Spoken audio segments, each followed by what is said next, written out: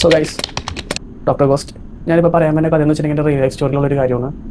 Ghost experience ഉണ്ടായിട്ടുണ്ടോ അല്ലെങ്കിൽ ഞാൻ കണ്ടിട്ടുണ്ടോ എന്ന് വെച്ചിട്ടുണ്ടെങ്കിൽ എനിക്ക് ഇപ്പോഴും ഇല്ല, അല്ലെങ്കിൽ ഞാൻ കണ്ടിട്ടുണ്ട് എന്ന് പറയുന്ന ഒരു സ്റ്റേജ് അത് ഈ ഒരു കാര്യമാണ്. എനിക്ക് സ്റ്റിൽ ഇന്ന് വരെയും എനിക്ക് ആ ഒരു കാര്യത്തെ പറ്റി ആലോചിക്കുമ്പോൾ ശരിക്കും ഞാൻ കണ്ടതുണ്ടാകും. കാര്യം എന്ന് വെച്ചിട്ടുണ്ടെങ്കിൽ ഞാനും എൻ്റെ ഫ്രണ്ടും കൂടി എപ്പോഴും വൈകിട്ട് പുറത്ത് പോകാറുണ്ട്. അതുകൊണ്ട് എന്നോട് കൂടി ഡ്രോപ്പ് ചെയ്തിട്ട് അച്ഛൻ പോയി. അപ്പോൾ ഇവൻ പറഞ്ഞൊരു കാര്യം ചെയ്യും, നീ വീട്ടിൽ വെയിറ്റ് ചെയ്യും, അവൻ്റെ അച്ഛനെ കൊണ്ട് ആക്കിയിട്ട് അവൻ വരാൻ പറഞ്ഞു. ഇവൻ പോയ ശേഷം ഒരു 10-15 മിനിറ്റിന് ശേഷം എനിക്ക് ഇവൻ്റെ വീടിൻ്റെ ഹോൾ കേരളത്തിന് വരാതെ കയറിക്കാനുണ്ടെങ്കിൽ ചെറിയ ഹോള്, ആ ഹോളിൻ്റെ അപ്പുറത്ത് തന്നെയായിട്ട് ഒരു ഡൈനിങ് ഏരിയ, ബാക്കിൽ കിച്ചൺ, റൈസിലൊരു സ്റ്റെപ്പ്, അതിന് തൊട്ടപ്പുറത്ത് റൂമുണ്ട്. ഞാൻ ചെന്നിരുന്ന് കുറച്ച് നേരം കഴിഞ്ഞപ്പോൾ എനിക്ക് ലെഫ്റ്റിലോട്ട് നോക്കുമ്പോൾ എന്തോ എനിക്ക് ഡൈനിങ് ഹോളും കാലം കാണാൻ പറ്റുന്നുണ്ട്. അതിൻ്റെ മേലിൽ എന്തോ ഒരു ഇരുട്ട്, ആ ഇരുട്ട് എനിക്ക് ഇങ്ങനെ ഒന്നെങ്കിൽ ഞാൻ അങ്ങോട്ട് നോക്കാൻ തോന്നാണ്, അല്ലെങ്കിൽ അതിൽ അധികം തന്നെ ഇങ്ങോട്ട് നോക്കണം, അങ്ങനെ തോന്നിക്കൊണ്ടിരിക്കണം. ഞാനപ്പോൾ എനിക്ക് ഡിസ്ട്രാക്ട് ആയി തുടങ്ങി. എനിക്ക് എന്താണെന്ന് അറിയില്ല, പക്ഷെ എന്താണെന്ന് ഞാൻ നോക്കിക്കൊണ്ടിരുന്നു പറയാറ്. അപ്പോൾ ഞാൻ എൻ്റെ മൈൻഡ് മാറ്റാൻ വേണ്ടി ഞാനപ്പോൾ തന്നെ നോക്കിയപ്പോൾ ഒരു മൈക്ക് സ്പീക്കറുള്ള ഒരു ടോയ് അതെടുത്ത് ഞാൻ പാട്ടുപാടിക്കൊണ്ടിരുന്നു. അത് പാട്ടുപാടി എനിക്ക് ഓക്കെ ആയപ്പോൾ പുറത്തോട്ടിറങ്ങി പാട്ടുപാടി കഴിഞ്ഞപ്പോൾ നാട്ടുകാർ പത്ത് വന്നു. അപ്പോൾ ഞാൻ വിചാരിച്ച് തിരിച്ചു പോവാം, വെറുതെ ആൾക്കാരോട് പറയിപ്പിക്കാനോട് തിരിച്ചകത്ത് കയറി.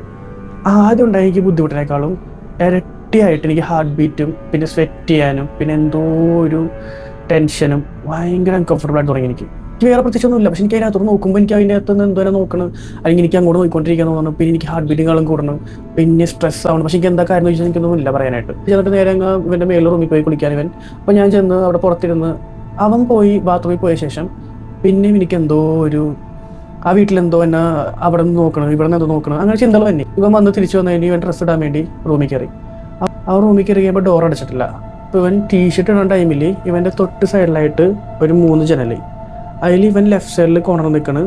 ഇവൻ്റെ തൊട്ട് ബാക്കിൽ റൈറ്റ് സൈഡിലായിട്ട് ഒരു എണീറ്റ് നിൽക്കാൻ പറ്റാത്ത ഒരു ശോഷിച്ച് വയ്യാത്തൊരു രൂപം. അപ്പം ഞാൻ പറഞ്ഞത് എൻ്റെ ബാക്കിൽ ഒരു അമ്മൂമ്മ നിൽക്കണ്ടെന്ന് പറഞ്ഞു. ഇവൻ അപ്പം തന്നെ പെട്ടെന്ന് ആ ഡ്രസ്സ് ഇട്ടിട്ട് നീ ഇറങ്ങുന്ന എന്നെ പിടിച്ച് പുറത്തോട്ടേക്ക്.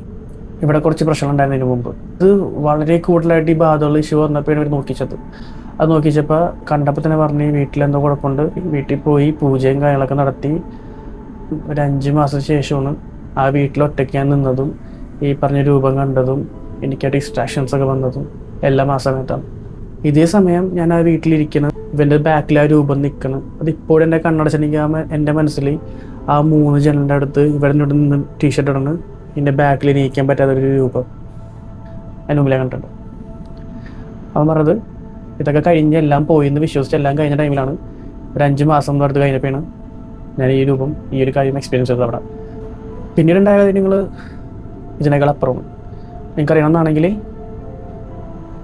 Drop your comments.